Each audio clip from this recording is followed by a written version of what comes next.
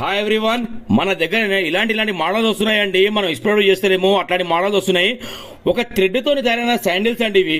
ఒక లైలాన్ థ్రెడ్, ఒక elastic type లో థ్రెడ్ ఉంది, దాంతో మొత్తం అల్లిరండి ఇది.